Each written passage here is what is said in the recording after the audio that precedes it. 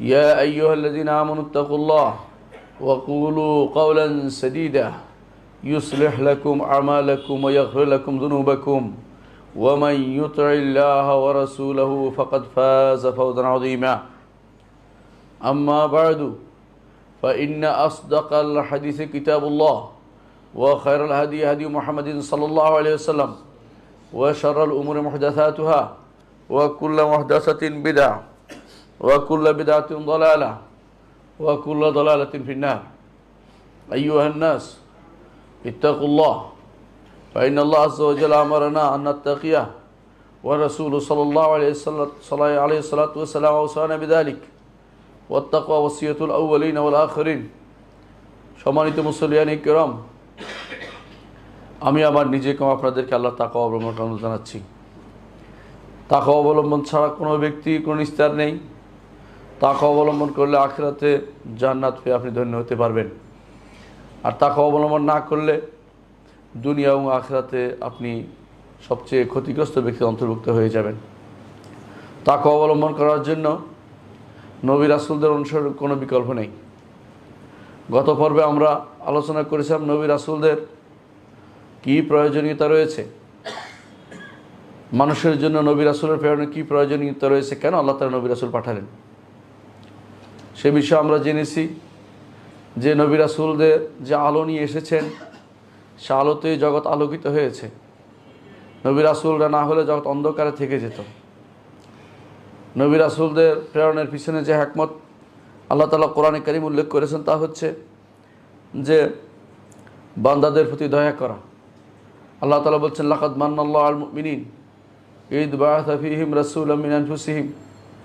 ঈমানদারদের প্রতি আল্লাহ তাআলা দয়া করেছেন, দয়া দেখাচ্ছেন তিনি সেটা করেছেন, কারণ তিনি এমন তাদের থেকে একজন রাসূল পাঠিয়েছেন, মানুষদের থেকে একজন রাসূল পাঠিয়েছেন, এই জন্য তিনি দয়া দেখাচ্ছেন। সুতরাং রাসূল প্রেরণ করা এটা বান্দাদের প্রতি আল্লাহর দয়া, আল্লাহর বিশেষ নেয়ামত, এবং আল্লাহ তাআলা এর মাধ্যমে বান্দাকে উপকৃত করে থাকেন। দ্বিতীয়ত তিনি রাসূলদের পাঠিয়েছেন যাতে করে তারা হেদায়েতের আলোকবর্তিকা হতে পারেন এবং তারা শ্রেষ্ঠ কর্মকাণ্ডের জন্য আদর্শ হতে পারেন এবং তারা আলোকিত হতে পারেন এবং আকাশে মানুষের জীবনে মানুষের সর্বক্ষেত্রে তারা আলোকিত একটা ফুলের মতো তারা জ্বলজ্বল করতে পারে, তাদেরকে দেখে যেন সবসময় সেখান থেকে আলো নিতে পারে। আজকের দুনিয়ার মানুষ আদর্শ সংকটে ভুগছে। অধিকাংশ পিতা সন্তানকে আদর্শ দেখাতে পারছে না।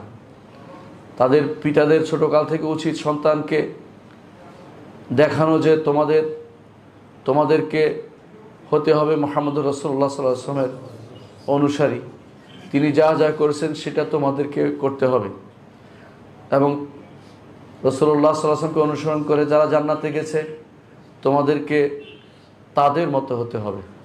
এই আদর্শ সংকটে কেন ভুগছে মানুষ? অতি বেশি পরিমাণে দুনিয়ার লোভী হয়ে গেছে। দুনিয়ার যে সমস্ত মানুষ আজ আদর্শ দেখাচ্ছে সেগুলিকে তারা আদর্শ হিসেবে গ্রহণ করছে। অনেক সময় দেখবেন অনেকেই বিভিন্ন রকমের গ্রন্থ রচনা করে, বিভিন্ন সংবিধান রচনা করে, সেখানে কোরআন এবং সুন্নাহ থেকে আদর্শ তারা নেয় না। তারা বিভিন্ন দেশ, বিভিন্ন ব্যক্তি, বিভিন্ন তথাগত দার্শনিক, তথাকথিত কোনো প্রাবন্ধিক ওদের থেকে কথা নিয়ে তারা সেটা রচনা করছে। এই সময়ে এসে আমাদের অনুরোধ থাকবে, আপনারা যারা রাষ্ট্রের কর্ণধার হিসেবে আছেন আপনাদের প্রতি অনুরোধ থাকবে আপনারা যেন কোরআন এবং সুন্নাহকে সর্বাগ্রে স্থান দেন। আপনারা যেন মুহাম্মদুর রাসূলুল্লাহ সাল্লাল্লাহু আলাইহি ওয়াসাল্লাম আদর্শকে সবার আগে স্থান দেন। তিনি কিভাবে রাষ্ট্র পরিচালনা করেছেন সেভাবে যেন আপনি রাষ্ট্র পরিচালনা করেন। আপনারা যেন রাসূলুল্লাহ সাল্লাল্লাহু আলাইহি ওয়াসাল্লাম আদর্শ উজ্জীবিত খোলাফায়ে রাশেদার নীতি অনুসারে আপনাদের সব কিছু সাজিয়ে নেন। আপনাদের কোনো কাজ যেন কোরআন এবং সুন্নাহর বিরোধী না হয়। এদেশের মানুষ সবাই যেটা চায় সেটার প্রতি আপনি গুরুত্ব দিন। বাইরের কে কী গুরুত্ব দিল সেটা আপনার কাছে যেন গুরুত্ব না পায়, সেটা আপনাকে খেয়াল রাখতে হবে। নবী রাসূলগণকে আল্লাহ তাআলা পাঠিয়েছেন হেদায়েতের জন্য, সেই যুগের জন্য নয়, সর্বযুগের জন্য। আগে যখনই এরকম কোনো অন্ধকার থাকতো, অন্ধকার এসে যেত, তখনই আল্লাহ তাআলা সেখানে নবী পাঠাতেন, রাসূল পাঠাতেন। আদম আলাইহিসসালামের পরে যখন নূহ আলাইহিসসালামের সময় পর্যন্ত তাওহীদের আলো ছিল, কিন্তু শেষের দিকে এসে শিরক ঢুকে গেল, অন্ধকারে সারা দুনিয়া ছেয়ে গেল। আল্লাহ তাআলা তখন নূহ আলাইহিসসালামকে পাঠালেন। তিনি 950 বছর দাওয়াত দিয়েছেন। কিসের দিকে দাওয়াত দিয়েছেন? যাতে অন্ধকার থেকে আলোর দিকে নিয়ে আসেন, আল্লাহর দিকে মানুষকে বের করে নিয়ে আসেন, সৃষ্টির ইবাদত থেকে বের করে স্রষ্টার ইবাদতে তাদেরকে ফিরিয়ে দেন। যখনই এরকম ঘটনা ঘটেছে, কোথাও শিরিক ঘটেছে, কুফর ঘটেছে, বেদাতের উপদ্রব হয়েছে, তখনই আল্লাহ তাআলা নবী ও রাসূল পাঠিয়েছেন।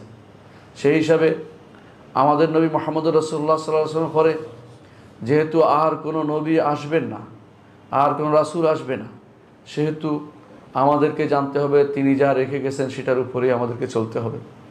তিনি রেখে গেছেন কোরআন, গদ্দাম তরিয়ান, এমন তাজা তরতাজা জিনিস, কিয়ামত পর্যন্ত তা কোনোদিন পুরাতন হবে না। তিনি রেখে গেছেন আমাদের জন্য রাসূলুল্লাহ সাল্লাল্লাহু আলাইহি ওয়াসাল্লাম আদর্শ, যা হেফাজত করার জন্য আল্লাহ তাআলা এমন লোকদেরকে বাছাই করে নিয়েছেন কিয়ামত পর্যন্ত, যারা হাজার হাজার হাদিসকে মুখস্থ জানত এবং তারা সেগুলি লিপিবদ্ধ করে গেছে। সুতরাং আমার সামনে ভরা কলসি থাকতে আমি কেন পানির জন্য হাহাকার করছি? আমি সেখান থেকে কোরআন এবং সুন্নাহ থেকে কেন আদর্শ গ্রহণ করি না? কেন সেখান থেকে নিয়ে আজ আমরা নতুন করে সংবিধান রচনা করি না?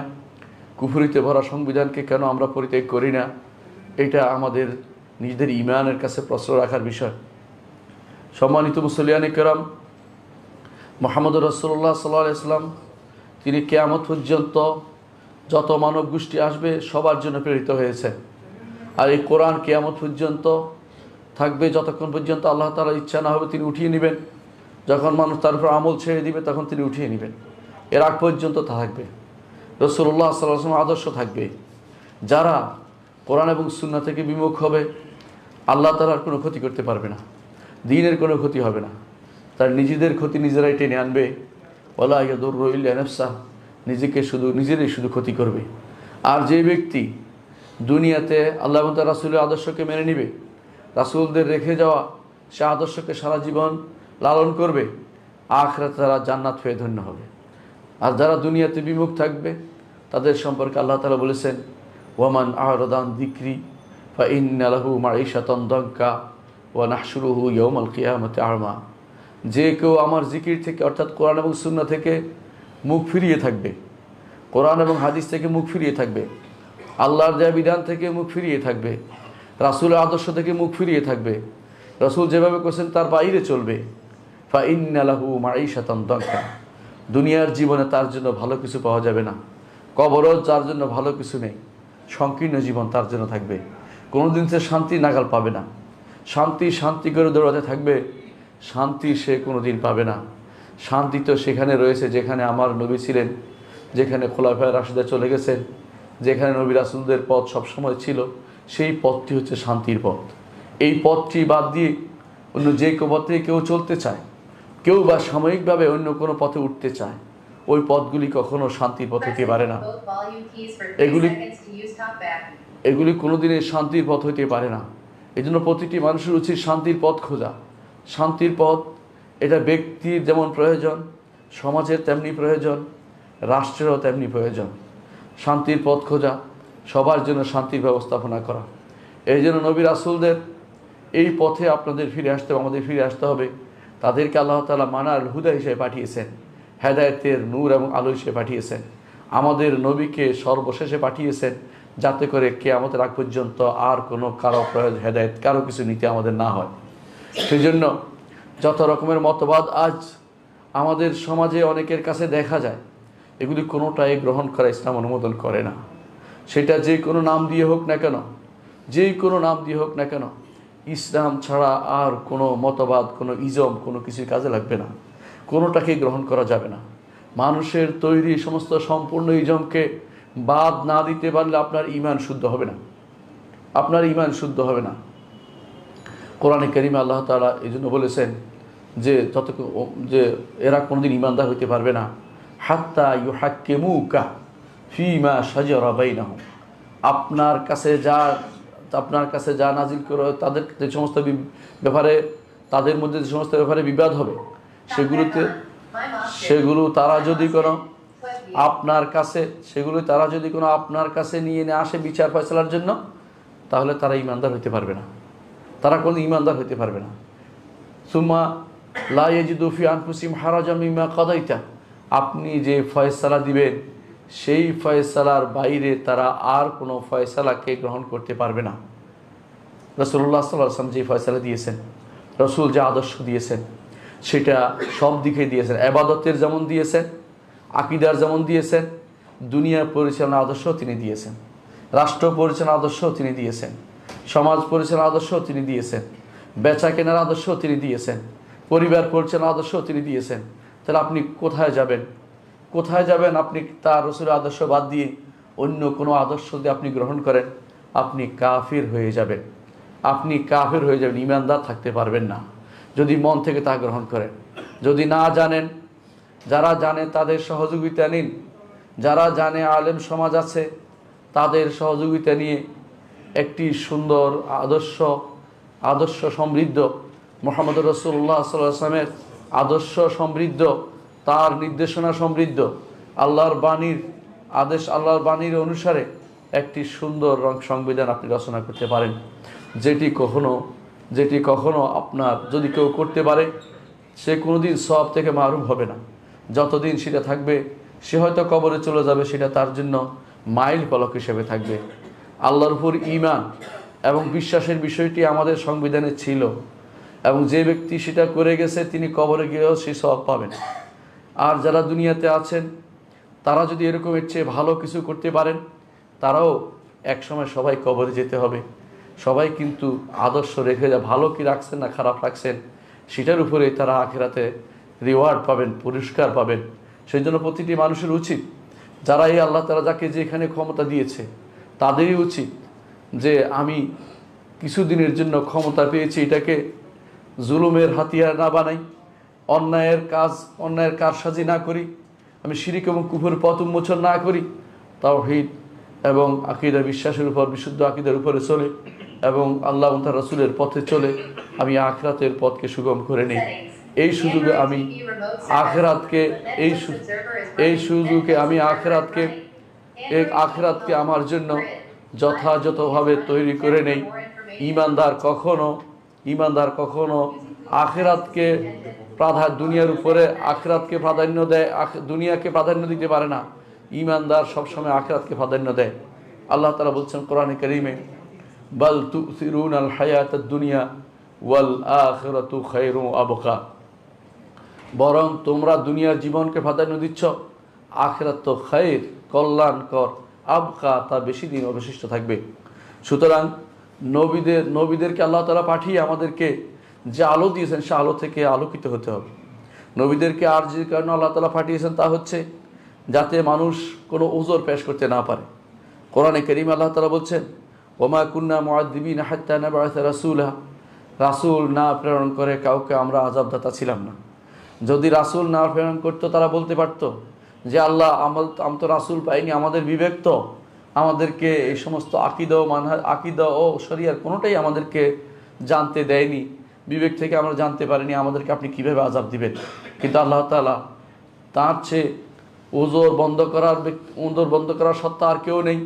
তিনি এমন এক সত্তা, তিনি কারো ওজর রেখে কাউকে জাহান্নামে দিবেন না, ওজর রাখার সুযোগ দিবেন না দুনিয়াতে। সেজন্য তিনি রাসূল প্রেরণ করেছেন। আল্লাহ তাআলা জন্য বলছেন, ওমা কুন্না মুআযযিবিনা হাত্তা নাবআসা রাসূলা, রাসূল না প্রেরণ করে কাউকে আমরা শাস্তি দিতাম না। কোরআনে কারীম আল্লাহ তাআলা অন্যত্র বলেছেন, উযরান আও নুযরা, উযরান, যাতে করে ওজর পেশ করতে সুযোগ না দেয়, সেজন্য আল্লাহ তাআলা ওজরের পথ বন্ধ করে দিয়েছেন, ওজর পেশ করতে পারবে না। সূরা তাহার 134 নম্বর আয়াত আল্লাহ তাআলা বলছেন, ওয়ালাউ আন্না হালাকনাহুম বিআযাব মিন ক্বাবলিহি, যদি আমরা আমার পক্ষ থেকে আযাব দিয়ে তাদেরকে ধ্বংস করে দিতাম, লাকালু, তখন তারা বলতো, রব্বানা লাউলা আরসালতা ইলাইনা রাসূলান, আল্লাহ রাসূল কেন প্রেরণ করলেন না? রাসূল প্রেরণ করলে আমরা কি করতাম? ফানাত্তাবি আয়াতিকা, আপনার আয়াতকে অনুসরণ করতাম, মিন ক্বাবলা আন নাযিল্লা ওয়া নাখজা, অপমানিত হওয়ার আগে এবং আমরা নিজেকে ভুলুণ্ঠিত হওয়ার আগে আমরা অবশ্যই আপনার আয়াতকে অনুসরণ করতাম। এর অর্থ হচ্ছে আল্লাহ রাসূল প্রেরণ করার পরেই শুধুমাত্র ধ্বংস করেছেন, এবং রাসূল সব জায়গায় প্রেরিত না হলেও তাদের প্রতিনিধি আল্লাহ তাআলা সব জায়গায় পাঠিয়েছেন। অনেকে হয়তো বলতে পারেন উপমহাদেশে কাকে পাঠানো হয়েছে, আমরা অনেক কিছুই জানতে পারি না, কারণ উপমহাদেশের বড় সমস্যা হচ্ছে দুইটি। একটি হচ্ছে তারা কাউকে আল্লাহর পর্যায়ে উঠিয়ে দিবে আর কাউকে নিকৃষ্ট বানিয়ে দিবে, মধ্যপন্থা তাদের জীবনে আসে নাই।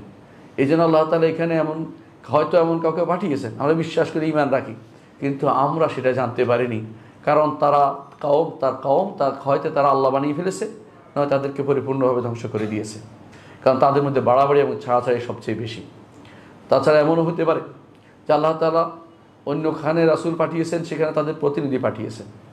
সেটাই আল্লাহ তাআলা কোরআনে কারীম বলেছেন, ওয়া ইম মিন উম্মাতিন ইল্লা খালা ফিহা নাদির। এমন কোনো জাতি নেই যেখানে আল্লাহ তাআলা পাঠাননি, ভীতি প্রদর্শনকারী পাঠাননি। সুতরাং আল্লাহ তাআলা অবশ্যই পাঠিয়েছেন, কিন্তু আমরা সেটাকে সংরক্ষণ করতে পারিনি। এই জন্য ইতিহাস দেখবেন, ভারতবর্ষের ইতিহাস, যেমনটি আব্দুল হালিম লাখনবী তিনি বলেছিলেন দহকাতুল সিবিয়ান। ভারতবর্ষের ইতিহাস যারা লিখেছে বেশিরভাগই হাস্যকর ইতিহাস লিখেছে, বাচ্চারা হাসাহাসি করবে সেরকম ইতিহাস, কারণ তারা আসলেই সত্যিকার ইতিহাস লিখতে পারেনি। কাউকে বাড়াবাড়ি করেছে, এরপর আরেক সরকার আসে তাদেরকে ভুলুণ্ঠিত করেছে, আরেকবার আরেকজন আসে অনেকে উঠাবে, আবার আসে আরেকজন নামাবে, এই কারণ করেছে, কেউ আসলে ইতিহাস রচনা করতে পারেনি। ইতিহাসগুলি সবচেয়ে নিকৃষ্টতম কাজ হয়েছে আমাদের এই ভারতবর্ষের। এই জন্য এখানকার অনেকে হয়তো বলতে পারেন নবী রাসূল দেখি না কেন, তা আপনি দেখবেন না, কারণ আপনার পূর্বসূরীরা সেই ইতিহাসকে বিকৃত করে দিয়েছে। গত 20-30-40 বছরের ইতিহাসে দেখেন না কতবার বদলালো। যা যদি কোনো হয় আমাদের নবীর আগে, এর অর্থ হচ্ছে সেটা ইতিহাসের আর কোনো খুঁজে পাওয়া যাবে না, এমন কঠিন অবস্থা করে দিয়েছে। আল্লাহ তাআলা অবশ্যই নবী রাসূল পাঠিয়েছেন। কেন? আল্লাহ তাআলা বলে দিয়েছেন, লি আল্লাহ ইয়াকুনা লিন-নাস হুজ্জাতুন বা'দার রাসূল। রাসূল প্রেরণ করার পরে কেউ যেন বলতে না পারে যে আমি তো জানতাম না। এই জন্য আল্লাহ তাআলা কোরআনে কারীমে আমাদেরকে এবার জানিয়ে দিয়েছেন যে আমরা অবশ্যই রাসূল প্রেরণ করেছি, যাতে করে তোমাদের কোনোদিন কেউ বলতে না পারে যে আমি তো জানতাম না, না জেনে যেন আমি কাউকে না জেনে জাহান্নামে দেই না। এই জন্য রাসূলুল্লাহ সাল্লাল্লাহু আলাইহি ওয়াসাল্লাম হাদিসে এসেছে যে কিছু শ্রেণী আছে যারা দুনিয়াতে আসছে এমন যে তারা বিবেকবান হয়নি অথবা তারা বুঝতে পারেনি, এদেরকে আল্লাহ তাআলা হাশরের মাঠে হলেও তাদেরকে পরীক্ষা করবেন, বিনা পরীক্ষায় জান্নাত জাহান্নাম নির্ধারণ করবেন না। রাসূলুল্লাহ সাল্লাল্লাহু আলাইহি ওয়াসাল্লাম বলেছেন, ইমাম তাবরানী তার কাবীরে উল্লেখ করেছেন যে কিছু শ্রেণীর লোক আছে তাদেরকে আল্লাহ তাআলা হাশরের মাঠে পরীক্ষা করবেন। তার মধ্যে একটি হচ্ছে, তিনি বলেছেন, পাগল ছিল, আরেকটি হলো বৃদ্ধ ছিল যে বুঝেনি কিছু, ভালো মানুষ ছিল কিন্তু এমন সময় দিন এসে তার কাছে বুঝার বয়স হয়নি। আরেক শ্রেণী হচ্ছে ছোটো বাচ্চা, কাফেরদের ছোটো বাচ্চা। তো এদেরকে আরেকটি হচ্ছে ফাতরাতের মধ্যে যারা আসছে, অর্থাৎ নবী রাসূলদের এক নবী রাসূলের প্রেরণের পরে আরেক নবী রাসূল প্রেরণ পর্যন্ত মাঝখানে যে বিশাল সময় ছিল, সেখানে যদি কোনো ব্যক্তি শিরিক না করে মারা গিয়ে থাকে, তাদেরকে আল্লাহ তাআলা সেখানে পরীক্ষা করবেন। শিরিক করলে কেন মাপ পাবে না? কারণ শিরিক করলে আর কোনো ওজর পেশ করার সুযোগ নেই, কারণ শিরিক তো বিবেক দিয়েও বোঝা যায় যেটা ভালো কাজ না। সে বিবেক দিয়ে বোঝা, নিজ হাতে তৈরি করে সেটা পূজা করে, সেটা ভালো কাজ হতে পারে না। এই জন্য সেটা শিরিক করলে কেউ মুক্তি পাবে না। শিরিক না করে মারা গেলে হানিফ হিসেবে উঠবেই, হাশরের মাঠে আল্লাহ তাআলা তাকে তার মতো করে পরীক্ষা করে জান্নাত বা জাহান্নাম নির্ধারণ করবেন। সেটা হচ্ছে কোরআন হাদিস দ্বারা সাব্যস্ত। সুতরাং আল্লাহ তাআলা অবশ্যই নবী রাসূল প্রেরণ করেছেন এবং সেটার মাধ্যমে তিনি মানুষের ওজর পেশ করার যাবতীয় যে সমস্ত সুযোগ ছিল সেগুলিকে বন্ধ করে দিয়েছেন। নবী রাসূলরা কী করতেন? নবী রাসূলদের প্রথম কাজ ছিল আল্লাহর ইবাদতের দিকে, একমাত্র আল্লাহর ইবাদতের দিকে মানুষকে আহ্বান করা। কোরআনে কারীমে আল্লাহ তাআলা বলছেন সূরা আম্বিয়ার 25 নম্বর আয়াতে, ওয়া মা আরসালনা মিন ক্বাবলিকা মির রাসূলিন ইল্লা নুহি ইলাইহি আন্নাহু লা ইলাহা ইল্লা আনা ফা'বুদুন। যখনই আমরা রাসূল প্রেরণ করেছি আপনার আগে, অর্থাৎ মুহাম্মদুর রাসূলুল্লাহ সাল্লাল্লাহু আলাইহি ওয়াসাল্লামের আগে আল্লাহ তাআলা যখন রাসূল প্রেরণ করেছেন, ইল্লা নুহি ইলাইহি, তখনই আল্লাহ তাআলা তাদের কাছে ওহী প্রেরণ করেছেন। কি ওহী দিয়েছেন? আন্নাহু লা ইলাহা ইল্লা আনা ফা'বুদুন, একমাত্র আমি ব্যতীত আর কোনো ইলাহ নেই, সুতরাং আমারই ইবাদত করো। এই ইবাদত কথাটি মসজিদে যেমন চলবে তেমনিভাবে সব জায়গাতে আল্লাহর বিধান যেখানে আছে সেটা প্রতিপালন করাই ইবাদত। আল্লাহর বিধান প্রতিপালন করাই ইবাদত। মসজিদে যেমন, ঘরে যেমন, সমাজে তেমন, রাষ্ট্রে তেমন। আপনি যা রচনা করতে যাচ্ছেন সেটা যদি কোনো আল্লাহর ইবাদতের বিরোধী হয়, তো আপনি কত নবীদের বিরুদ্ধে চলছেন, আপনি কোরআন এবং সুন্নাহর বিরুদ্ধে চলছেন। সেটাও আপনি একটা গ্রন্থ লিখলেন, আপনি যে কোনো গ্রন্থ লিখবেন সেটা যদি কোনো রাসূলুল্লাহ সাল্লাল্লাহু আলাইহি ওয়াসাল্লাম আদর্শ বিরোধী হয়, কোরআন সুন্নাহ বিরোধী হয়, আপনি অনেক বড় পণ্ডিত তাই বলে যে গ্রন্থ লিখছেন সেখানে কোরআন সুন্নাহ বিরোধী কথা আছে, এর অর্থ হচ্ছে আপনি নবী রাসূলদের যে ইচ্ছা এবং তাদেরকে যে কারণে প্রেরণ করা হয়েছে তার বিরুদ্ধে চলেছেন। কাদের আপনি অনুসরণ করেছেন? আপনি অনুসরণ করছেন ফেরাউন, নমরুদ, আবু জাহাল, আবু লাহাবদের অনুসরণ করছেন, কারণ তারা নবীদের বিরোধী ছিল। আপনার কর্মকাণ্ড নবীদের বিরোধী হচ্ছে। আপনার কর্মকাণ্ডের কারণে আপনি যদি কোনো 10টি মানুষ পথভ্রষ্ট হয়, আপনার কর্মকাণ্ডের জন্য যদি কোনো মানুষ ক্ষতিগ্রস্ত হয়, যদি কোনো মানুষ আল্লাহ থেকে দূরে সরে যায়, তা আপনি কবরে গিয়েও শান্তি পাবেন না। কারণ আপনার এই যে রচনা করে গেছেন, খারাপ পথ রচনা করে গেছেন, তার শাস্তি আপনাকে পেতেই হবে। কারণ আপনি এটা বন্ধ করার পথ বন্ধ রেখে যাননি। কোনোদিন যদি এটা বন্ধ হয়ে যায় অন্যায় কাজ, তখন হয়তো আপনার গুনাহটি বন্ধ হবে। যে কোনো মানুষ যেমন সিনেমা হল তৈরি করে গেলে সে কবরে বসে সিনেমা হলের গুনাহ পেয়ে থাকবে, মসজিদ তৈরি করে গেলে মসজিদে কবরে বসে কবর থেকে মসজিদে যারাই সালাত আদায় করবে সবার সালাতের সমপরিমাণ সবচেয়ে পেতে থাকবে। সুতরাং অন্যায়ের পথও সেরকম। মুহাম্মদুর রাসূলুল্লাহ সাল্লাল্লাহু আলাইহি ওয়াসাল্লাম বলেছেন, মান সান্না ফিল ইসলামি সুন্নাতান হাসানাতান ফালাহু আজরুহা ওয়া আজরু মান আমিলা বিহা ইলা ইয়াউমিল কিয়ামা। যে কেউ ইসলামে সুন্দর একটি পথকে দেখাতে পারবে, অর্থাৎ সুন্নাহ হাসানা বলতে কোরআন এবং সুন্নাহ যা আসছে সেটাই, অর্থাৎ কোনো অন্যায় আচরণ পথ রচনা করেনি, কোরআন এবং সুন্নাহকে বাস্তবায়নের চেষ্টা করেছে, দেখিয়ে দিয়েছে, তার জন্য সেটার সওয়াব থাকবে এবং যত মানুষ সে কাজটি করবে তত মানুষের সওয়াব সে পেতে থাকবে। ওয়ামান সান্না সুন্নাতান সাইয়্যা, আর যে কেউ খারাপ কোনো পথ রচনা করবে, খারাপ একটা বই লিখে গেছেন, একটা সিনেমার বই লিখে গেছেন, সিনেমা হল দিয়ে গেছেন, অথবা বাসার মধ্যে একটা টিভি রেখে গেছেন, অথবা এমন কিছু রেখে গেছেন যার কারণে বছরের পর বছর মানুষ নিগৃহীত হবে, কষ্ট পাবে, তাহলে আপনি মনে রাখবেন যে আপনি অন্যায়ের পথ রচনা করে গেছেন। মরেও আপনি শান্তি পাবেন না, কবরে গিয়েও আপনি সেটার শাস্তি ভোগ করবেন। আমার কথা নয়, সাইয়্যিদুল খালক মুহাম্মদুর রাসূলুল্লাহ সাল্লাল্লাহু আলাইহি ওয়াসাল্লাম সেটা বলে দিয়েছেন। ফালাহু উইজরুহা, সে ওই ব্যক্তির গুনাহ বহন করবে, ওয়া উইজরু মান আমিলা বিহা, যারাই এর গুনাহ এটার উপর আমল করবে সবার গুনাহ সে বহন করবে, ইলা ইয়াউমিল কিয়ামা, কিয়ামত পর্যন্ত, মিন গায়রি ইউনকাসা মিন আওজারিহিম শাইআন, তাদের ওজরের তাদের গুনাহ যারা যারা গুনাহ করছে তাদের গুনাহর কমতি হবে না, কিন্তু ওই ব্যক্তি সমপরিমাণ গুনাহ বহন করবে। এই জন্য রাসূলুল্লাহ সাল্লাল্লাহু আলাইহি ওয়াসাল্লাম বলেছেন, দুনিয়ার বুকে যত হত্যা হয়, দুনিয়ার বুকে যত হত্যা হয় সমপরিমাণ গুনাহ আদম সন্তান প্রথম যে হত্যা চালু করেছে সে সমপরিমাণ গুনাহ বহন করে, সমপরিমাণ গুনাহ বহন করে। কারণ আউয়ালু মান সান্নাল কাতল, অন্যায়ের পথ, হত্যার পথটি সর্বপ্রথম সে দেখিয়েছে। এই জন্য নবী রাসূলগণ যে জন্য প্রেরিত, আল্লাহ ছাড়া আর কারো ইবাদত চলতে পারে না। ইবাদত শব্দের অর্থ দাসত্ব। দাসত্ব, আপনার কর্মকাণ্ড কোন দিকে পরিচালিত হচ্ছে সেটাই দাসত্ব। কুল ইন্না সলাতি ওয়া নুসুকি ওয়া মাহইয়ায়া ওয়া মামাতি লিল্লাহি রাব্বিল আলামিন, হে নবী আপনি বলে দিন, আমার সালাত, ওয়া নুসুকি এবং আমার ইবাদত, ওয়া মাহইয়ায়া ওয়া মামাতি, আমার জীবন এবং মরণ, সব কিছু একমাত্র আল্লাহর জন্য হতে হবে।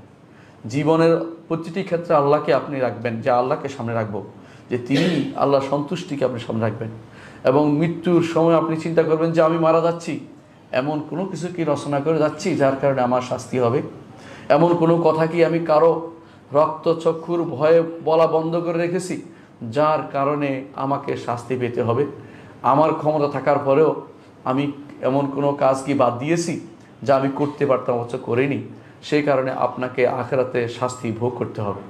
যদি ঈমান আপনার আখিরাতে থাকে, যদি আপনি মনে করেন যে আল্লাহর সামনে অবশ্যই আপনি নিতে হবেন, আল্লাহর সামনে আপনাকে উপস্থিত হতে হবে, তাহলে অবশ্যই আপনাকে দুনিয়ায় থাকতে নবী রাসূলদের পথকে অনুসরণ করে যেতে হবে। কোরআন কারীমে আল্লাহ তাআলা আরও বলছেন, ওয়ালাকাদ বাআসনা ফি কুল্লি উম্মাতির রাসূলান, প্রতি জাতিতেই আমরা রাসূল প্রেরণ করেছি। কি বলে রাসূল প্রেরণ করেছি? আনিবুদুল্লাহ ওয়া ইজতানিবুত তাগুত, একমাত্র আল্লাহর ইবাদত করা এবং তাগুতকে বর্জন করা। তাগুত কারা? তাগুত হচ্ছে ওই শক্তি, তাগুত হচ্ছে ওই শক্তি, এমন প্রতিটি বিধান হইতে পারে, এমন প্রতিটি অনুসরণ হইতে পারে, এমন প্রতিটি আনুগত্য হইতে পারে এমন কোনো মাবুদও হতে পারে, উপাস্য হতে পারে, এমন যে কোনো জিনিস যারা আল্লাহ তাআলার সমকক্ষতায় নিয়ে এসেছে, তাকে নিয়ে আসছেন আপনি, তাকে সমকক্ষ সরাসরি হতে হবে না। কিসের দিক থেকে? আনুগত্যের দিক থেকে। আপনি তো সম্পূর্ণ আনুগত্য কার জন্য করবেন? আল্লাহর জন্য। এই আল্লাহর জন্য আনুগত্য না করে যদি কোনো আপনি অন্য কারোর জন্য পূর্ণ আনুগত্য প্রকাশ করেন, আল্লাহর আনুগত্যের বিরুদ্ধে গিয়ে, সামন্তরালে গিয়ে, তাহলে অথবা বিরোধী হয়ে, তাহলে আপনি তাকে তাগুত বানালেন। এই জন্য কখনো একটা কবরও তাগুত হইতে পারে, কোনো একটা বইও তাগুত হইতে পারে, কোনো গ্রন্থও তাগুত হয়ে যেতে পারে, মানে ব্যক্তিও তাগুত হয়ে যেতে পারে, যখন আপনি সেটাকে আল্লাহ এবং তার রাসূলের অনুসরণের বাইরে তাকে আপনি অনুসরণের জন্য মেনে নেবেন।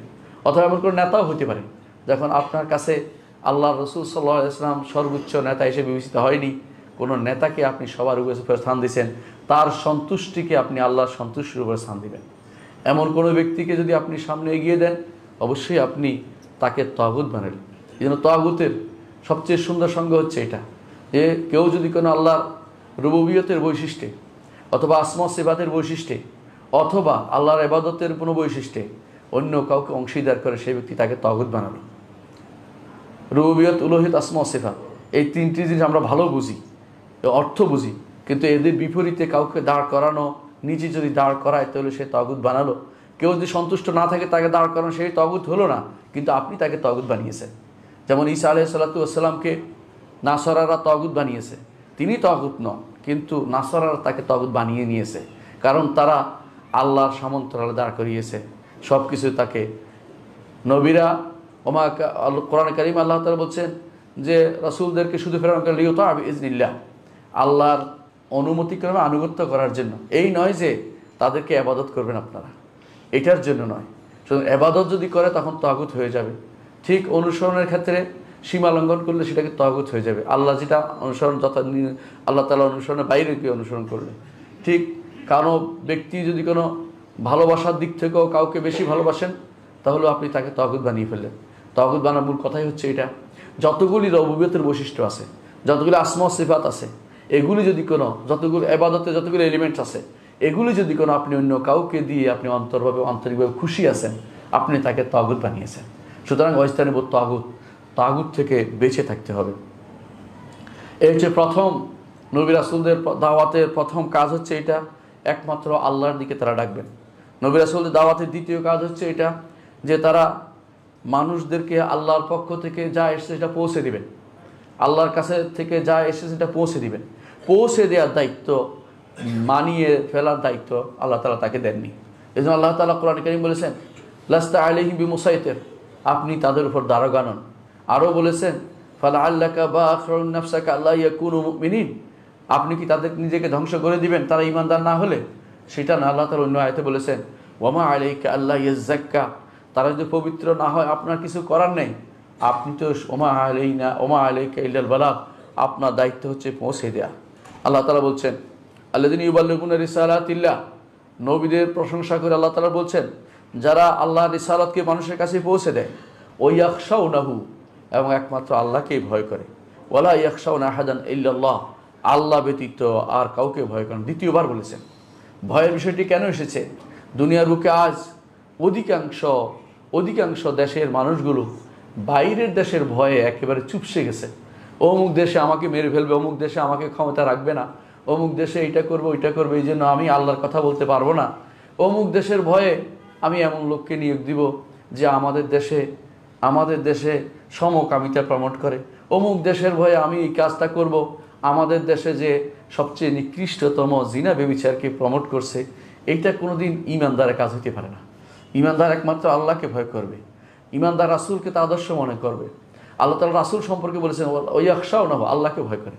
আরও বলেছেন এর বাড়ি ওয়ালা ইয়াখশাউনা আহাদান ইল্লাল্লাহ, আর তারা একমাত্র আল্লাহ ব্যতীত কাউকে ভয় করে। দ্বিতীয়বার বলেছেন, কত গুরুত্ব দিয়ে, যাতে করে আল্লাহর দ্বীনের ব্যাপারে কাউকে ভয় না করে, আল্লাহর দ্বীনের ব্যাপারে কাউকে ভয় না করে।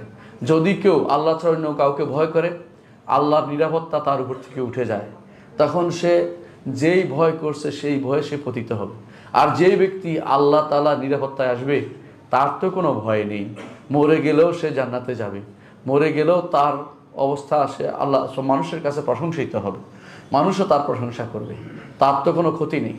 কারণ কিন্তু আর বাইরে আপনি যদি কোনো অনেক বছর বাঁচার জন্য, অনেক বছর রাজত্ব করার জন্য হারামকে প্রশ্রয় দেন এবং শিরিককে প্রশ্রয় দেন, কুফুরকে প্রশ্রয় দেন, তাহলে আপনি অবশ্যই আল্লাহকে ভয় করতে পারলেন না।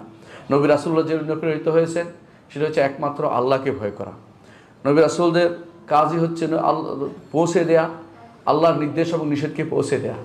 আল্লাহর নিষেধ এবং নির্দেশকে পৌঁছে দেওয়ার এই দায়িত্ব নবী রাসূলদের অনুপস্থিতিতে সেটা করতে হবে উলিল আমরে মিনকুম, যাদেরকে আল্লাহ তাআলা এই ক্ষমতা দিয়েছেন তাদেরকে সেটা করতে হবে, এবং যাদেরকে আল্লাহ তাআলা জ্ঞান দিয়েছেন তাদেরকে সেটা করতে হবে। আলেম এবং উলামা এবং উমারা, দুই শ্রেণীকে নবী রাসূলদের আরাধ্য দায়িত্ব পালন করতে হয়। কোরআনে কারিমে আল্লাহ তাআলা বলেছেন, ইয়া আইয়ুহার রাসূল বাল্লিগ মা উনজিলা ইলাইকা মির রাব্বিক, হে রাসূল আপনার কাছে আপনার রবের পক্ষ থেকে যা নাজিল করা হয়েছে তা অবশ্যই আপনি প্রচার করবেন। ওয়া ইল্লাম তাফআল, যদি না করেন ফামা বাল্লাগতা রিসালাতা, তাহলে আপনি আল্লাহর রিসালাতকে প্রচার করলেন না। আল্লাহু ইয়াসুমুকা মিনান নাস, আপনার ভয় হচ্ছে আপনাকে মেরে ফেলবে, আল্লাহ আপনাকে নিরাপত্তা দিবেন মানুষ থেকে। ইন্নাল্লাহা লা ইয়াহদিল কওমাল কাফিরিন, যারা কাফের তাদেরকে আল্লাহ হেদায়েত দেন। এর অর্থ হচ্ছে যে যারা নবী রাসূলদের দেয়া হেদায়েত গ্রহণ করবে না তারা কাফের, তারা ঈমানদার নয়, তারা ঈমানদার হতে পারে না। আল্লাহ তাআলা তার নবীকে যে প্রচারের দায়িত্ব দিয়েছেন, প্রচারের মধ্যে একটি এলিমেন্টস হচ্ছে তেলাওয়াত করে শোনানো। তেলাওয়াত করে শোনানো। আল্লাহ তাআলা বলছেন, উতলুমা ওহিয়া ইলাইকা মিনাল কিতাব, আপনার কাছে যে কিতাব নাজিল করা হয়েছে এবং আপনার কাছে যে হিকমত নাজিল করা হয়েছে এগুলো আপনি অবশ্যই তাদের কাছে শোনাবেন, তাদেরকে কোরআন তেলাওয়াত করবেন আর হিকমতের বাণী তাদেরকে শোনাবেন, সুন্নাহ তাদেরকে জানিয়ে দিবেন। আল্লাহ তাআলা এই দায়িত্ব, আল্লাহ রাসূল এই দায়িত্ব পালন করেছেন। এই জন্য তিনি বিশাল এক অনুষ্ঠানে, যেখানে বিদায় হজের সে বিশাল জায়গাতে আরাফার মাঠে একত্রিত করে বলেছেন, আলা হাল বাল্লাগতু, জেনে রাখো সাবধান, আমি কি তোমাদের কাছে প্রচার করতে পেরেছি? তারা বলেছেন অবশ্যই আপনি প্রচার করেছেন, আপনি অবশ্যই উম্মতকে নসিহত করেছেন। রাসূলুল্লাহ সাল্লাল্লাহু আলাইহি ওয়াসাল্লাম তখন বলেছেন, আল্লাহুম্মা ফাশহাদ, আল্লাহ আপনি সাক্ষী থাকেন যে আমি আমার দায়িত্ব আদায় করেছি। এই তাবলীগ নবী রাসূলদের দায়িত্ব, এই প্রচারের দায়িত্ব নবী রাসূলদের। আপনার ঘরে আপনার সন্তান যদি সালাত আদায় না করে আপনি আপনার দায়িত্ব পালন করলেন না। আপনি সমাজপতি, আপনার সমাজে অন্যায় হচ্ছে, গান হচ্ছে, বাদ্য হচ্ছে, আপনি বাধা দিলেন না, আপনি আপনার দায়িত্ব পালন করলেন না, আপনি প্রসার করলেন না, তাদের কিছু বললেন না। আপনার সমাজে নয়, শুধু আপনার পুরো দেশে যদি কোনো কোথাও অন্যায় হয় আপনার দায়িত্ব সেখানে রয়ে গেছে আল্লাহর বাণীকে তাদের কাছে পৌঁছে দেয়া।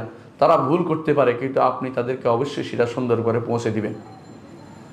কোরআনে কারীমে আল্লাহ তাআলা অন্যত্র বলেছেন, কামা আরসালনা ফীকুম রাসূলাম মিনকুম ইয়াতলু আলাইকুম আয়াতিনা, তোমাদের থেকে একজন রাসূল প্রেরণ করেছি, তোমাদের থেকে একজন রাসূল প্রেরণ করেছি তোমাদের মাঝে। কী জন্য? যাতে করে তোমাদের কাছে আল্লাহর আয়াত তিলাওয়াত করে শোনায়। শুধু আল্লাহর আয়াতকে তেলাওয়াত করে শোনানো, আল্লাহর আয়াতকে বুঝিয়ে দেয়া। এখন তো তেলাওয়াত হয়ে গেছে প্রতিযোগিতার বিষয়, ইন্টারন্যাশনাল প্রতিযোগিতা করে, আন্তর্জাতিক প্রতিযোগিতা, কে কত পাস করলো, কে কত নম্বর পাইল, কত নম্বর হইল, এটা দেখার বিষয় হয়ে গেছে। কোরআনে কারীম এই কোরআদের এই কাজটি আসলে ইলমি কাজ নয়। কারীদের আপনি কারি বানান, ভালো কথা, ভালো পড়তে পারে, দেশের সুনাম আনতেছে, ভালো কথা, এটা কিন্তু উদ্দেশ্য ছিল না কোরআনে কারীমের। মূল উদ্দেশ্য কোরআনে কারীমের বাস্তবায়ন করা, অর্থ বোঝা, নিজের জীবন হতে শুরু করে সর্বোচ্চ রাষ্ট্র পর্যন্ত সব জায়গাতে কোরআনে কারীমের বাণী অর্থ বুঝবে মানুষ এবং সেটা অনুসারে চলবে, এটা দায়িত্ব ছিল। কারো আরব তিলাওয়াত করার কথা কেন বলা হয়েছে? আরবরা তিলাওয়াত করলেই বুঝতো, এটা আপনি তো বুঝেন না। তেলাওয়াতের সাথে আপনাকে অর্থটাও তাদেরকে বুঝিয়ে দিতে হবে এবং যে সমস্ত তাফসির আছে গ্রহণযোগ্য সেগুলি থেকে আপনি তাদেরকে সেটা জানিয়ে দিবেন। বেশি দূরের বিষয় নয়। আজ আলহামদুলিল্লাহ খাদমুল হারামাইন শরীফাইন তিনি যে তাফসির সারা বিশ্বে মানুষের জন্য তাফসির হাদিয়ে দিয়েছেন, সারা বিশ্বের মানুষের প্রতিটি ভাষায়, সেখান থেকে আপনি আলো নিতে পারেন। পছন্দ না হলে আপনি ইবনে কাসির থেকে নিতে পারেন, যিনি আপনি বলুন যে ওহাবি ছিলেন না আপনাদের দৃষ্টিকোণ থেকে, কারণ তিনি তো আগেই এসেছেন, অনেক আগে তিনি এসেছেন। তো তার তাফসিরটা অন্তত পড়ে বুঝতে পারেন যে আল্লাহ কী বলতে চেয়েছেন। আল্লাহর বাণী যদি কোনো আপনি শুধু সারা কাল বিকাল পড়লেন, এতে 1 হরফে 10 নেকি পাবেন ঠিক, কিন্তু আপনি হেদায়েত পাবেন না। হেদায়েত পেতে হলে অর্থ বুঝতে হবে, হেদায়েত পেতে হলে আল্লাহ কী বলছেন সেটা জানতে হবে। হেদায়েত পাওয়ার চিন্তা নিয়ে কোরআনে কারীমকে অবশ্যই আপনি পড়তে হবে, তেলাওয়াত করতে হবে। নবী রাসূলদের পৌঁছানোর আরেকটি বিষয় হচ্ছে বর্ণনা করা। তেলাওয়াত যেমন কোরআন কারীমকে আমরা করার কথা বলছি, কোরআন কারীম তেলাওয়াত করবে, বর্ণনাও করতে হবে। কিসের বর্ণনা করবে? কোরআন কারীমের অর্থ বর্ণনা করবে, সেটা হলো সুন্নাহ। রাসূল যা বলেছেন, যা করেছেন, যা অনুমোদন করেছেন, সবগুলোই তো সুন্নাহ। এজন্য আল্লাহ তাআলা বলছেন ওয়া আনজালনা ইলাইকা যিকরা, আপনার কাছে নাজিল করেছে জিকির, আপনার কাছে কোরআন নাজিল করেছে আল্লাহ তাআলা। কি জন্য? লিতুবাইয়িনা লিন-নাসি মা নুজিলা ইলাইহিম, আল্লাহ তাআলা যা নাজিল করেছেন সেটা আপনি সুন্দর করে বর্ণনা করে বিস্তারিত বুঝিয়ে দেন। আল্লাহ তাআলা বলছেন আকিমুস সালাতা, সালাত কায়েম করো, বর্ণনা করেছেন মুহাম্মদুর রাসূলুল্লাহ সাল্লাল্লাহু আলাইহি ওয়াসাল্লাম। আল্লাহ তাআলা যা বলেছেন সেটা বর্ণনা করার দায়িত্ব আল্লাহ তাআলা তার নবীকে দিয়েছেন। আপনি আমি অমুক গোষ্ঠী নয়। আজ যারা বেরিয়েছে তথাকথিত যারা হাদিস অস্বীকারী গোষ্ঠী, নিজেদেরকে কোরআনী ফেরকা বলতেছে, তাদেরকে জিজ্ঞাসা করুন যে তুবাইয়িনা লিন-নাসি মা নুজিলা ইলাইহিম, বয়ান বর্ণনা করা আর তিলাওয়াত করার মধ্যে পার্থক্যটা কি? বর্ণনা অর্থ হলো প্রকাশ করে দেয়া, স্পষ্ট করে দেয়া, কিভাবে কি করতে হবে সেটা বলে দেয়া। আল্লাহ তাআলা কোরআনে কারীমে শুধু বলে দিয়েছে ওয়ালিল্লাহি আলান নাস হিজ্জুল বাইতি মান ইসতাতা ইলাইহি সাবিলা, যে ব্যক্তি আল্লাহর ঘরের কাছে যেতে পারে, তার সামর্থ্য আছে, সে যেন হজ করে। হজটা কীভাবে করতে হবে এই বর্ণনা কে দিয়েছে? মুহাম্মদুর রাসূলুল্লাহ সাল্লাল্লাহু আলাইহি ওয়াসাল্লাম। সুতরাং এই বর্ণনার দায়িত্ব এটা প্রচারের অন্তর্ভুক্ত। যদি বর্ণনা না দিয়ে থাকেন, আলেমরা সবসময় বলেছেন এটা যে উসুলের কায়দা হচ্ছে এটা, লা ইয়াজুজু তাখিরুল বায়ান আন ওয়াক্তিল হাজা, প্রয়োজনের সময়ে বর্ণনা না দেয়া জায়েজ নয়, প্রয়োজনের সময় বর্ণনা দিতে হয়। এই জন্য প্রয়োজনের সময় বর্ণনা আল্লাহ তাআলা যা বলেছেন সেটার প্রয়োজন হয়েছে সাহাবায়ে কেরামের, রাসূল সেটা বর্ণনা করে দিয়েছেন, এবং সেটা আমাদের জন্য সেটা মানতেই হবে, এর বিকল্প কোনো কিছু নেই। নবীদের এই দায়িত্ব যে তারা অবশ্যই আল্লাহ তাআলা যা বলেছেন সেটা বর্ণনা করে দিবে মানুষদের কাছে। এরপর আল্লাহ তাআলা বলছেন ওয়া ইন তাওয়াল্লাউ, আর যদি তারা মুখ ফিরিয়ে নেয়, অর্থাৎ আপনি তাদেরকে অনেক কিছু জানিয়েছেন, মানে নাই, ফা ইন্নামা আলাইকাল বালাগ, আপনি তো শুধুমাত্র একজন প্রচারকারী। ঠিক আছে, মুহাম্মদুর রাসূলুল্লাহ সাল্লাল্লাহু আলাইহি ওয়াসাল্লাম তিনি মুবাল্লিগ নবী হিসাবে, সেটা যখন তিনি শাসক হিসেবে ছিলেন তখন তিনি কি শুধু প্রচারের দায়িত্ব নয়, তার দায়িত্ব হচ্ছে, তখন অনেকে মনে করতে পারেন তাহলে আপনি প্রচার করে বেড়ান, আমরা ঘুমিয়ে থাকি, তা কিন্তু না। যাকে আল্লাহ তাআলা দায়িত্ব দিয়েছেন, রাষ্ট্রের দায়িত্ব বা কোনো এলাকার ক্ষমতার দায়িত্ব, কোনো বিচারক দায়িত্ব দিয়েছেন, তিনি এই প্রচার যথেষ্ট মনে করবেন না। কারণ মুহাম্মদুর রাসূলুল্লাহ সাল্লাল্লাহু আলাইহি ওয়াসাল্লাম প্রচারের মধ্যে একটাও ছিল তার বাস্তবায়ন। তিনি বাস্তবায়ন করেছেন, চোরের হাত কেটেছেন, জিনা ব্যভিচারকারীর পাথর মেরেছেন, যারা মদ খেত তাদেরকে বেত্রাঘাত করেছেন, এবং যারা ডাকাতি করেছে তাদেরকে উল্টাভাবে কেটেছেন। মুহাম্মদুর রাসূলুল্লাহ সাল্লাল্লাহু আলাইহি ওয়াসাল্লাম এবং দ্বীন পরিত্যাগকারীকে হত্যা করেছেন। অর্থাৎ ইসলামের যে সমস্ত স্থায়ী বিধান যেগুলো আছে, ইসলামের যে সমস্ত স্থায়ী শাস্তির বিধান, কেসাসের ব্যবস্থাপনা তিনি করেছেন, স্থায়ী বিধানগুলোকে তিনি বাস্তবায়ন করে দেখিয়েছেন। একবার দুইবার নয়, বহুবার। কেন তিনি করেছেন? যখন তার হাতে ক্ষমতা ছিল মদিনার রাষ্ট্র প্রতিষ্ঠিত হওয়ার পরে। সুতরাং প্রতিটি রাষ্ট্রপ্রধানের দায়িত্ব হবে মুহাম্মদুর রাসূলুল্লাহ সাল্লাল্লাহু আলাইহি ওয়াসাল্লামের এই কাজগুলি করা। অর্থাৎ তিনি তাবলীগের কাজ করবেন, প্রচারের কাজ করবেন, তিনি তেলাওয়াতের কাজের ব্যবস্থাপনা করবেন, মাদ্রাসা প্রতিষ্ঠা করবেন এবং দ্বীনি প্রতিষ্ঠান তৈরি করবেন। প্রতিটি প্রতিষ্ঠানে দ্বীনের ব্যবস্থাপনা রাখবেন, সেখানে যেন দ্বীন পড়ানো হয় সেই ব্যবস্থাপনা রাখেন। সেখানে এমন শিক্ষকদের নিয়োগ দিবেন যারা তেলাওয়াত করবে, এবং 3 নম্বর হচ্ছে তারা বয়ানও করবেন। রাষ্ট্রপ্রধানের দায়িত্ব হচ্ছে বয়ানের ব্যবস্থা করা এবং কোরআন ও হাদিসের ব্যবস্থাপনা করা, এবং হাদিস বিরোধী যেই সমস্ত ষড়যন্ত্র আজ মাথা ছাড়া দিয়ে উঠেছে তাদেরকে কঠোর হস্তে দমন করবেন। এটা তার দায়িত্বের ভিতরে পড়ে। আর 3 নম্বর হচ্ছে আরেকটি কাজ তিনি অবশ্যই করবেন, তা হচ্ছে কোরআন এবং সুন্নায় যে সমস্ত জিনিস এসেছে সেগুলোকে বাস্তবায়ন করবেন। তার ক্ষমতার ভিতরে আছে, কারণ এটা মুহাম্মদুর রাসূলুল্লাহ সাল্লাল্লাহু আলাইহি ওয়াসাল্লাম করেছেন। যদি আমাদের দায়িত্ব হচ্ছে পৌঁছে দেয়া। আলেমরা আলেমের পর্যায়ে থাকবে, তারা বিচারক হবে না কোনোদিন। কারণ বিচারকের দায়িত্ব আলাদা, আলেমের দায়িত্ব আলাদা। আলেম শুধু ফতোয়া দিতে পারে, বলতে পারে, মত দিতে পারে। আলেম নিজের হাতে ক্ষমতা তুলে নেওয়ার অনুমতি আল্লাহ তাআলা তার এই কোরআন এবং সুন্নাহ আলেমদেরকে দেননি। তৃতীয় যে কাজটি নবীরা করেছেন তা হচ্ছে, নবীদের দায়িত্ব ছিল মানুষদেরকে কল্যাণের পথে হেদায়েত দেয়া এবং তাদেরকে সিরাতে মুস্তাকিম দেখানো। তারা কীভাবে কল্যাণের পথের মধ্যে প্রথম কল্যাণের পথ কোনটি? প্রথম কল্যাণের পথ হচ্ছে আকীদা বিশুদ্ধ করা, আকীদা বিশুদ্ধ করা। এবং এইটা যদি না হয় তাহলে বাকি কোনোটাই গ্রহণযোগ্য হবে না। আর বিশুদ্ধ আকীদার দিকে ডেকেছেন, প্রত্যেকের আকীদা ছিল, আরবের মুশরিকদেরও আকীদা ছিল। আকীদা না থাকলে যুদ্ধ করতো না তারা নবীর সাথে। আকীদা ছিল বলেই আবু জাহাল, আবু লাহাবরা রসুলের বিরুদ্ধে তারা চটেছে। কেন? তারা দেখেছেন যে তাদের আকীদা বিশ্বাস নষ্ট করে দিচ্ছে, তাদের আকীদা বিশ্বাস নষ্ট করে দিচ্ছে। এর বিপরীতে মুহাম্মদ রাসূলুল্লাহ সাল্লাল্লাহু আলাইহি ওয়াসাল্লাম আকীদা বিশ্বাস নিয়ে এসেছেন, এবং সেটা তিনি নিয়ে এসেছেন আল্লাহর পক্ষ থেকে। শুধু তিনি নন, তার ভাইরা এর আগে নবী রাসূলগণ যারা ছিলেন তারাও একই আকীদা বিশ্বাসী ছিলেন।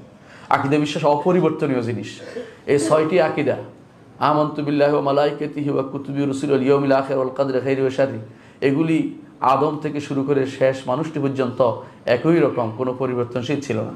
সলাতের টাইম পরিবর্তন ছিল, সলাতের ধরন পদ্ধতি পরিবর্তন ছিল, এবং সওমের অবস্থা পরিবর্তন ছিল।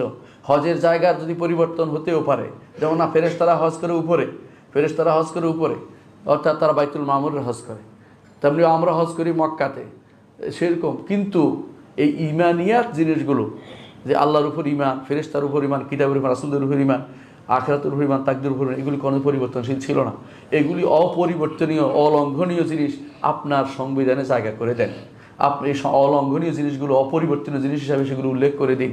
আপনার কর্মকাণ্ডে সেটার প্রচার প্রসার ঘটুক। আপনি, আল্লাহ তাআলা আপনাকে ক্ষমতা দিয়েছেন, আল্লাহ আপনাকে এই নিয়ে জিজ্ঞাসা করবেন। ওমর রাদিয়াল্লাহু আনহু যিনি বলেছিলেন যে ফোরাতের তীরে যদি কোনো একটি মানুষ না খেয়ে মারা যায়, আল্লাহ আমাকে জিজ্ঞাসা করবেন। তখনকার দিনে না খেয়ে মারা যাওয়াটা ছিল বড় ধরনের অপরাধ। কেন? ঈমান আকীদা ঠিক ছিল, না খেয়ে মারা যাওয়াটা রাষ্ট্রপ্রধানের দায়িত্বের ভিতরে পড়ে। ঈমান আকীদা যেখানে ঠিক নাই, রাষ্ট্রপ্রধান দায়িত্ব হবে রাসূলকে অনুসরণ করে। প্রথম দায়িত্ব হচ্ছে যে তারা অবশ্যই হেদায়েতের পথে আকীদা বিশুদ্ধের কাজটা করবেন। এবং আকীদা বিশুদ্ধ কাজটি করার জন্য ফলস্তিন ইনস্টিটিউটে কোথাও যদি কোনো আকীদা বিরোধী কথা থাকে, কোরআন এবং সুন্নাহ বিরোধী, সেটাকে অবশ্যই বাদ দিতে হবে। ওই সমস্ত বিভাগ, ওই সমস্ত কোনো ইনস্টিটিউশন যেগুলো কোরআন এবং সুন্নাহ বিরোধী মত নিয়ে আছে, সেগুলিকে অবশ্যই আপনাকে সেগুলিকে বন্ধ করে দিতে হবে। কোরআনে কারিমে আল্লাহ তাআলা এই জন্য বলছেন যে শিখিয়ে দিচ্ছেন কি দাওয়াত দিতে হবে। নবীরা কি করেছেন? কুল, বলে দিন, হুয়াল্লাহু আহাদ আল্লাহুস সামাদ লাম ইয়ালিদ ওয়া লাম ইউলাদ ওয়া লাম ইয়াকুল লাহু কুফুয়ান আহাদ। নবীকে বলছেন, বলেন কি? আল্লাহু আহাদ, আল্লাহুস সামাদ, আল্লাহ এমন এক সত্তা, তিনি ব্যতীত আর কোনো অদ্বিতীয় তিনি, আর কোনো দ্বিতীয় কোনো মাবুদ আমার হতে পারে না। আল্লাহুস সামাদ, অমুখাপেক্ষী তিনি। আল্লাহর এই সূরা ইখলাসের দাওয়াতটা আপনি পৌঁছে দেন মানুষের ঘরে ঘরে, এবং এই সমস্ত শিরকি যে সমস্ত আখড়া আছে এগুলোকে তুলে দেয়া, এগুলোকে উচ্ছেদ করা আপনার দায়িত্বের ভিতরে পড়ে। মুহাম্মদুর রাসূলুল্লাহ সাল্লাল্লাহু আলাইহি ওয়াসাল্লাম তিনি আলী রাদিয়াল্লাহু আনহুকে পাঠিয়েছেন, এবং আলী রাদিয়াল্লাহু আনহু আবুল হাইয়াজ আল আসাদিকে পাঠিয়েছেন। কি বলে পাঠিয়েছেন? যে কোনো উঁচু কবর থাকলে সেটা মিশিয়ে দিতে হয় মাটির সাথে। আর যেগুলো উঁচু কবর নয়, শুধু যেগুলি শিরকে রাখা হয়ে গেছে, যেগুলি দরগা নামে পরিচিত হয়েছে, এগুলি অবশ্যই মিটিয়ে দিতে হবে। ইসলামের কোনো আদর্শের ভিতরে পড়ে না। কোনো ব্যক্তি বলে নাই, কোনো আলেম বলে নাই, কোনো ব্যক্তি বলে নাই, কোনোদিন কেউ বলে নাই যে এটা কোনো আদর্শের ভিতরে পড়ে। এটা কোনো মতভেদপূর্ণ মাসআলাও নয় যে অমুক মাযহাবে আছে, এটাও নয়। কোনো মাযহাবে সেটা নেই। কোনো মাযহাবেই সর্বোচ্চ 1.5 হাত পর্যন্ত মানুষ বলেছে উঁচু করা যাবে কবরকে, মাটিকে। তাও বাদাই করতে কোরআনের কারিমে নিষেধ করা হয়েছে, বাদাই করতে হাদিসে নিষেধ করা হয়েছে, বাদাই করতে। এবং যারা বাদাই করে তাদের ঘটনা বলা হয়েছে কোরআনে কারিমে, যে সূরা কাহফের মধ্যে বলা হয়েছে যে যারা বাড়াবাড়ি করেছে তারাই শুধুমাত্র কবরকে মসজিদ বানিয়েছে। ক্বালাল্লাযীনা গালাবু আলা আমরিহিম লানাত্তাখিযান্না আলাইহিম মাসজিদা। কিন্তু রাসূলুল্লাহ সাল্লাল্লাহু আলাইহি ওয়াসাল্লাম কবর বাদাই করতে নিষেধ করেছেন, কবরের নাম লিখতে নিষেধ করেছেন, কবর উঁচু করতে নিষেধ করেছেন, কবরের দিকে ফিরে সালাত আদি করতে নিষেধ করেছেন, কবর উঁচু কিছু হলে মাটির সাথে মিশিয়ে দিতে বলেছেন, আবার কবরকে অসম্মান করতেও নিষেধ করেছেন, কবর উপর দিয়ে জুতা নিয়ে হাঁটতে নিষেধ করেছেন, এবং কবর ঠেস দিতে নিষেধ করেছেন। এগুলি সবই হচ্ছে রাসূলুল্লাহ সাল্লাল্লাহু আলাইহি ওয়াসাল্লাম আদর্শ। আপনি আমি যদি কোনো আল্লাহ তাআলা আমাদেরকে যেখানে আছেন সেখানে আদর্শ বাস্তবায়ন প্রচেষ্টা চালিয়ে যেতে হবে। সেটা যদি আপনার হাতে ক্ষমতা থাকে হাত দিয়ে করবেন, না হলে অবশ্যই মুখ দিয়ে বলতে হবে, চুপ থাকতে পারেন না। আমি আশ্চর্য হই, বিরাট দরগার পাশে অনেকে মাদ্রাসা খুলে বসে আছে, বিশাল মাদ্রাসা। সেই মাদ্রাসাগুলিতে কেউ দেখে না দরগার কি হচ্ছে। দরগার মধ্যে ইবাদত হচ্ছে, সেখানে তারা বলতে পারে ইচ্ছা করলে দিন রাত 24 ঘন্টা সেখানে লোক লাগিয়ে ফেলতে পারে। ছাত্রদের প্রথম দায়িত্ব হবে এটা, যে এখানে ইবাদত হইতে পারেন, আপনারা এটা করতে পারেন না, কেন এসেছেন এখানে? আপনি যদি কোনো ভালো কিছু চান, আপনার ভালো কিছু আল্লাহর কাছে চাইবেন। আর যদি আপনি মনে করেন যে আপনি কবর জিয়ারত করবেন, আপনার পিতামাতার কবর আছে, সেখানে জিয়ারত করলেই হয়। আপনি এখানে আসছেন কি জন্য? কিছু পাওয়ার উদ্দেশ্যে এসেছেন। যে কেউ কোনো কবরের কাছে কিছু পাইতে যাবে, সে ব্যক্তি মুশরিক, তার হজ বাতিল হয়ে যাবে, এতদিনের সালাত সব বাতিল হয়ে যাবে। কবরওয়ালা আপনাকে কিছুই দিতে পারে না। এই জিনিসটা নবী রাসূলরা এটা প্রতিষ্ঠা করতে এসেছেন। দেখুন, এই প্রতিষ্ঠা করার জন্য নূহ আলাইহিস সালাতু ওয়াস সালামকে 950 বছর দাওয়াত দিয়েছেন, কেউ ঈমান আনেনি। কি বলেছেন তিনি? রব্বি ইন্নী দাউতু কওমি লাইলা ওয়া নাহারা ফালাম ইয়াজিদহুম দুআ ইল্লা ফিরারা। আল্লাহ, আমি আমার কওমকে রাত দিন দাওয়াত দিয়েছি, ফালাম ইয়াজিদহুম দুআ ইল্লা ফিরারা। আমি যতই ডাকি ততই তারা পালায়, আমি যতই তাদেরকে ডাকি ততই তারা পালায়। এমনকি শুধু পালানো নয়, তারা ওসিয়ত করতে একে অপরকে যে নূহের কাছে যাওয়া যাবে না। নূহের নামে বদনামি তুলতো, বিভিন্নভাবে বিভিন্ন রকম বদনামি তুলতো। আজও যারা দাওয়াতের পথে তাদের নামে বদনামি তুলছে। আপনার দায়িত্ব হবে বুঝে নেওয়া যে আসলে বদনামির বড় কথা না, আল্লাহ এবং রাসূল কি বলেছে সেটা দেখা। ব্যক্তির প্রতি কখনো আমি কখনো ব্যক্তির প্রতি কোনো গোড়ামি করতে পারি না, কিন্তু কোরআন এবং সুন্নাহর জন্য গোড়ামি নয়, সর্বোচ্চ ত্যাগ স্বীকার করতে হবে, যে এইটাই মানতে হবে, নাহলে মরে যেতে হবে। কোরআন এবং সুন্নাহর জন্য অন্য কিছুর জন্য মরতে পারেন না। কোরআন এবং সুন্নাহর জন্য আপনার মৃত্যুটা শাহাদত হবে, দুনিয়ার কোনো কিছুর জন্য মৃত্যু আপনার শাহাদত হবে না। কোরআন এবং সুন্নাহ আদর্শকে লালন করার জন্য আপনাকে সর্বোচ্চ ত্যাগ স্বীকারে আপনাকে প্রস্তুত থাকতে হবে। আল্লাহ তাআলা কোরআনে কারীম এটা বলেননি, লা তাসজুদু লিশ-শামসি ওয়া লিল কামার, সূর্যের জন্য সিজদা করো, চাঁদের জন্য সিজদা করিও না। এই বিশাল সূর্য আর চাঁদকে যদি সিজদা না করেন, মূর্তিকে কীভাবে সিজদা করেন? মূর্তি পাহারায় আপনার কাজ নয়, মূর্তি আইন শৃঙ্খলা বাহিনী বাইরে থেকে সেটা পাহারা দিবে, আপনি সেটা করতে পারেন না। ইমানদার সেটার কাজ করতে পারে না। আপনি সেটা না বুঝে লোক কেন পাঠাচ্ছেন? আপনার ছাত্রকে সেখানে কেন পাঠাবেন? এটা তো শরিয়া বিরোধী কাজ। আপনি কিভাবে চোখে সহ্য করতে পারেন? আপনার রবের নাম দিয়ে আরেকটার পূজা করা হচ্ছে, আপনি কিভাবে সহ্য করতে পারেন? সেদিকে তাকালে আপনার অন্তরে কেন কান্না আসে না? আপনার কষ্ট কেন অনুভূত হয় না? আপনি কিভাবে প্রশ্রয় দিতে পারেন সেখানে? এটাকে আপনার কাজ নয়। হ্যাঁ, আপনি দেশীয় শৃঙ্খলা রক্ষার্থে যা করেছেন সেটা আপনার দায়িত্ব নয়, যার দায়িত্ব সে করবে, সে সেটা করবে। আপনি সেটা আগ বাড়িয়ে গিয়ে যে তাদেরকে পাহারা দিতে হবে, আমরা তাদেরকে বাঁচাতে হবে, ওই জাতীয় আপনার দায়িত্ব নয়। এই কাজের দায়িত্ব যারা ক্ষমতাসীন তারা করবে। আপনি হুজুর হয়ে, আলেম হয়ে সেখানে আপনার যাওয়ার দায়িত্ব আপনাকে কে দিয়েছে? সেটা ইসলামে কোন আদর্শের ভিতরে সেটা পড়ে? বরং এই সমস্ত জায়গা আযাবের জায়গা, গজবের জায়গা। বরং রাসূলুল্লাহ সাল্লাল্লাহু আলাইহি ওয়াসাল্লাম বলেছেন, আযাবের গজবের জায়গাতে তোমরা কখনো ঢুকবে না, যদি ঢুকো কানতে কানতে ঢুকবে, যে আল্লাহ যেন তোমাদের উপর সেই বিপদ না এনে দেয়। সেই সমস্ত জায়গাতে আপনি কেন ঢুকবেন? সুতরাং এই সেজদা আল্লাহ ব্যতীত, শুধু সেজদা দিয়ে আল্লাহ তাআলা বুঝাচ্ছেন ইবাদত, যে আল্লাহ ব্যতীত যেখানে ইবাদত হয় সেটাকে প্রশ্রয় দেওয়া যাবে না। কোরআনে কারীমে আল্লাহ তাআলা সূরা সাবার মধ্যে বলছেন, কুল উদউল লাযিনা জাআমতুম মিন দুনিল্লাহি লা ইয়ামলিকুনা মিসকালা যাররাতিন ফিস সামাওয়াতি ওয়ালা ফিল আরদ। যাদেরকে তোমরা মনে করছো যে এরা তোমাদের কিছু উপকার করবে, কাদেরকে এখন মনে করা হয়? পাগলাকে মনে করা হচ্ছে। পাগলার মসজিদকে এখানে স্ট্রিক্টলি নিষেধ করা উচিত, এখানে কোনো টাকা দিতে পারবে না। কেন টাকা দিবে? আপনারা ভাগ পান বলে তথাকথিত জেলার লোকেরা, জেলার ক্ষমতাসীনরা তারা ভাগ পায় বলে বা কিছু পায় বলে তারা সেগুলিকে আশ্রয় দিচ্ছে। পাগলার নামটা পাওয়ার কারণে টাকাটা দেওয়া হচ্ছে, আর কিছু নয়।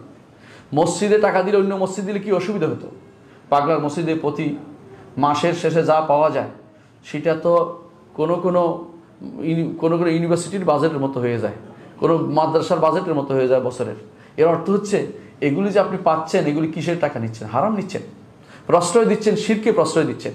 কেউ যদি সেখানে একটা টাকা দেয় তার ঈমান শেষ। কেউ যদি একটা টাকা সেখানে প্রশ্রয় দেয় তার তো ঈমান চলে যাবে। যদি বুঝে শুনে দেয়, না বুঝে ঈমান যাবে না, কিন্তু বুঝে শুনে যদি কোনো প্রশ্রয় দিচ্ছে, ঈমান কিন্তু শেষ হয়ে যাবে। আপনি ঈমানটা বড় সম্পদ, আপনাকে মনে রাখতে হবে। নবী রাসূলরা ঈমানকে প্রতিষ্ঠা করার জন্য এসেছেন। এই প্রথম বলছে যেটা কি অবশ্যই কল্যাণের যত দ্বার আছে নবী রাসূলরা সেটা রক্ষার্থে এসেছেন। সুতরাং আপনি যদি মনে করে থাকেন যে এই যেগুলি আল্লাহ ব্যতীত এগুলি আপনার উপকার করতে পারে বা ভালো করতে পারে বা কল্যাণ করতে পারে, আপনি কিন্তু আল্লাহর সাথে শরীক করলেন। আল্লাহ তাআলা এই শরীককে বন্ধ করার জন্য সূরা সাবার 22 এবং 23 নম্বর আয়াতে বলেছেন। কয়টা অপশন বলেছেন একটু খেয়াল করবেন। বলেছেন লা ইয়ামলিকুনা মিসকালা যাররাতিন ফিস সামাওয়াতি ওয়ালা ফিল আরদ। আসমান জমিনের এক রাই পরিমাণ জিনিসও তারা মালিক নয়। অর্থাৎ পাগলা বলেন, শাহজালাল বলেন, শাহপারান বলেন, অথবা গরিবুল্লাহ শাহ বলেন, এরা প্রায় পরিমাণ জিনিসেরও মালিক নয়, আসমান জমিনের মালিকানা তাদের নাই। মালিক না থাকলে দিবে কি করে? আরেকজনের সম্পদ দিতে পারে কেউ? কখনো দিতে পারে না। তারপর আল্লাহ তাআলা বলছেন ওয়ামা লাহুম ফীহিমা মিন শিরকিন। অনেকে হয়তো বলতে পারে মালিক নাই কিন্তু অংশীদারিত্ব আছে। আল্লাহ বলছে অংশীদারিত্বও নাই। দুনিয়ার বুকে কেউ কিছু দিতে পারে বলে আমার অংশটা আমি দিচ্ছি, এটা বলতে পারে, কিন্তু তাদের কোনো অংশীদারিত্বও নাই। অংশীদারিত্ব না থাকলে পাগলা আপনার কিছু দিতে পারে না, কোনো ব্যক্তি দিতে পারে না। সাইয়্যিদুল খালক মুহাম্মদুর রাসূলুল্লাহ সাল্লাল্লাহু আলাইহি ওয়াসাল্লাম তিনিও আপনাকে কিছু এখন আর দিতে পারেন না। দুনিয়ার জীবনে যখন জীবিত ছিলেন তখন তিনি অনেক কিছুই দিতেন, যে তার কাছে আসতো তিনি প্রাণ খুলে সব দিয়ে দিতেন। তার মৃত্যুর পরে আখিরাতের জীবনে তিনি জীবিত, সেই জীবনের সাথে দুনিয়ার জীবনে কোনো সম্পর্ক নেই। সেখানে আপনি যদি চান আপনি কাফের হয়ে যাবেন, মুশরিক হয়ে যাবেন, তার কাছেও কিছু চাইতে পারবেন না, তার কাছে আপনি সুপারিশও চাইতে পারবেন না। সুপারিশ কার কাছে চাইবেন? আল্লাহর কাছে, যে আল্লাহ তাকে আমাদের জন্য সুপারিশকারী বানিয়ে দিন, এটা আপনি বলতে পারবেন। কিন্তু আপনি তার কাছে সুপারিশ চাই, আল্লাহ রাসূলুল্লাহ আমাদের সুপারিশ করেন, আমাদের জন্য সুপারিশ করে, এটা বললে আপনি মুশরিক হয়ে গেছেন, হজ বাতিল হয়ে গেছে। মক্কাতে হজ করে গিয়ে মদিনাতে মানুষ ঈমান বাতিল করে ফেলে, এইভাবে বাতিলটা হয়। তাহলে আপনি মালিকও নন, অংশীদারও নন। বাকি রয়েছে একটা, সেটা কি? সেটা হচ্ছে আল্লাহ তাআলা বলছেন ওমা আলাহু মিনহু মিন যাহির। আসমান জমিন রক্ষার্থে এবং দুনিয়ার সব সৃষ্টি রক্ষার্থে আল্লাহর কোনো সাহায্যকারীও প্রয়োজন হয় না। দুনিয়ার বুকে হয়তো বলতে পারেন আমি আপনার সম্পদের মালিক নই, অংশীদার নই, কিন্তু আপনার সম্পদ পাহারা দিচ্ছি, আমার কথা শুনতে হবে। আল্লাহ তাআলা বলছেন পাহারাদের দরকার লাগে না, আল্লাহর কোনো সাহায্যকারী লাগে না।